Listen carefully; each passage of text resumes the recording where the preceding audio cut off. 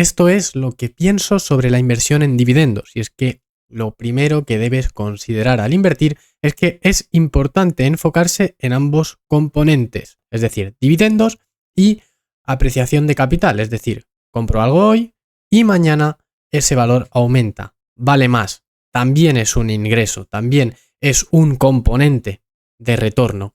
Así que si solo te enfocas en los ingresos, es decir, en los rendimientos, en los dividendos, estás dejando de lado y descartando la idea de apreciación del capital.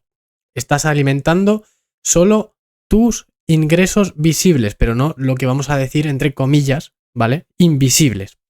Estás eliminando la mitad y muchas veces más de la mitad dentro de la ecuación, dentro de esta inversión o de estos retornos que vamos a obtener de nuestra inversión. Y es por eso que creo que la inversión en dividendos está demasiado enfocada en un solo objetivo, el objetivo del resultado que esperas lograr. Pero el resultado que esperas lograr es más fácil de alcanzar si no estás tan obsesionado con obtener retornos ya de ya. Además, los dividendos son muy ineficientes desde el punto de vista fiscal. Ya no vamos a hablar de que si reinvierto dinero en la compañía puedo hacerla crecer más. No. Vamos a hablar de que a nivel fiscal los dividendos son bastante traicioneros. Tal vez es algo que no todo el mundo note, pero los dividendos primero tienen que pasar por el sistema de impuestos corporativos. En el caso de España es un 25% en el impuesto de sociedades. Y muchos de vosotros diréis, no, pero esto lo paga la compañía. No. Es que el beneficio neto que tiene la compañía es gracias a que tú has puesto dinero en esa compañía. Tú has financiado la compañía. Es la financiación propia de lo que la compañía se está aprovechando de tus compras de acciones. Entonces, el beneficio neto, ese porcentaje de beneficio neto que te corresponde, es tuyo. O sea que ese 25%, aunque no lo pagues tú directamente, es dinero que es tuyo. Esto significa que las empresas que pagan dividendos lo hacen con dinero sobre el que ya han pagado impuestos corporativos. Y luego tú, como individuo, cuando recibes el dividendo, también tienes que pagar impuestos sobre esos ingresos. En este caso, hablo de España, tendrás que pagar lo que te pertoque en función de las rentas del capital en el IRPF, que no en las rentas del trabajo. Que es cierto que las rentas del capital, creo yo que con el intento de reducir un poco la doble tributación, pues tributan a un porcentaje menor, entre el 19 y el 28%. Sigue siendo una doble imposición. A mí personalmente me sigue pareciendo injusto, pero me parece igualmente ineficiente fiscalmente. Para nada es eficiente. Además, cuando una empresa paga dividendos, está tomando una decisión sobre cómo asignar su capital. Están decidiendo que este dinero se utiliza mejor devolviéndolo a los accionistas en lugar de reinvertirlo en la propia empresa y poder seguir creciendo, poder financiar nuevos proyectos. Y esto es importante, refinanciar o financiar nuevos proyectos, como queráis verlo, a una tasa de interés del 0%, porque es financiación propia, viene de las reservas, del beneficio neto que genera la empresa. Y esto es muy curioso, porque voy a hablar del mejor inversor o de uno de los mejores inversores de todos los tiempos, que es Warren Buffett. Y es que si investigas el historial de dividendos de su empresa, de Berkshire Hathaway, verás que no es algo que le interese. Los dividendos no le interesan. Porque Warren, que es una persona extremadamente inteligente en cuanto a inversiones se refiere, pues te va a comentar que, oye, prefiero que me des el dinero y que yo decida cómo asignarlo, porque soy mejor que el gobierno, porque soy mejor como individuo que tú.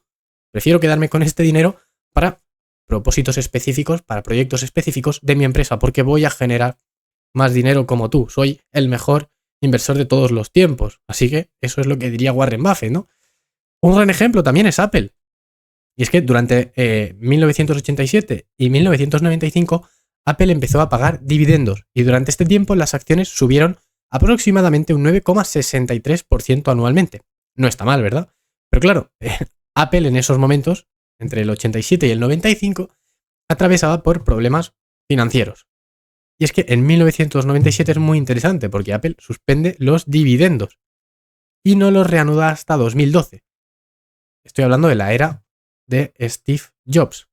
Y ahí vimos la creación del iPod, la creación del iPhone y el Apple Watch. Obviamente, todas estas inversiones para sacar estos productos venían, obviamente, también con financiación proveniente de entidades bancarias, pero obviamente también por parte de la financiación propia de la empresa. Y es que estas innovaciones fueron posibles por eso, porque Steve Jobs decidió reinvertir en la empresa. Y el rendimiento anualizado durante ese periodo donde no se pagaron impuestos entre el 95 y el 2012 fue del 25%. Lo importante que es, ¿no?, para una empresa poder financiarse con el beneficio neto que se obtiene.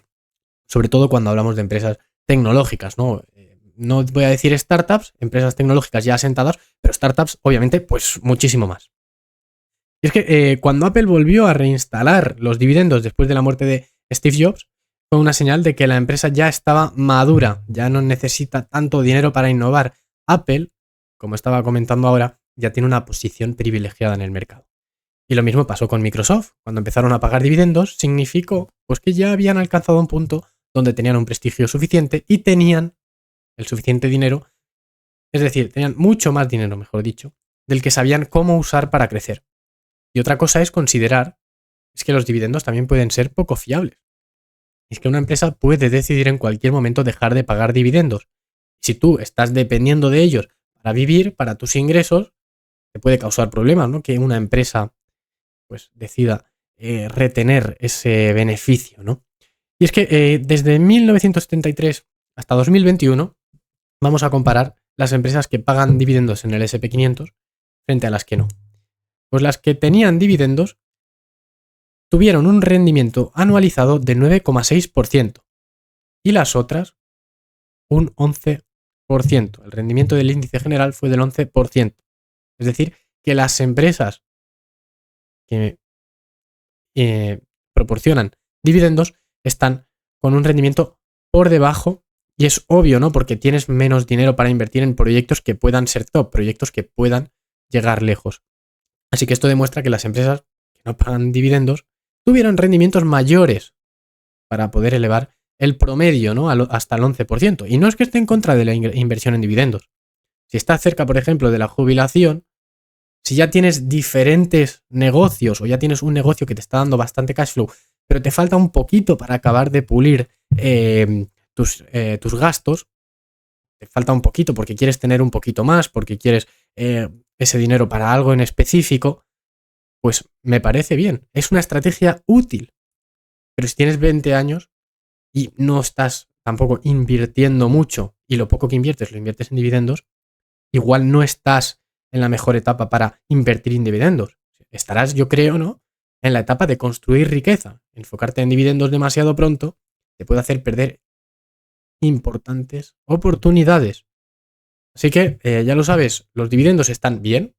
Hay que saber cuál es el propósito que tiene cada persona, pero como digo, son solo una herramienta dentro de la caja de las herramientas de inversión que tenemos. Así que utilízalo con cabeza y en el momento adecuado. Y por supuesto, si has llegado hasta el final del vídeo, que sepas que hice un análisis del nuevo producto de MyInvestor Dividendos, pero creo que con este vídeo también podréis entender bastante más si os conviene o no os conviene pensar en invertir en empresas con altos dividendos.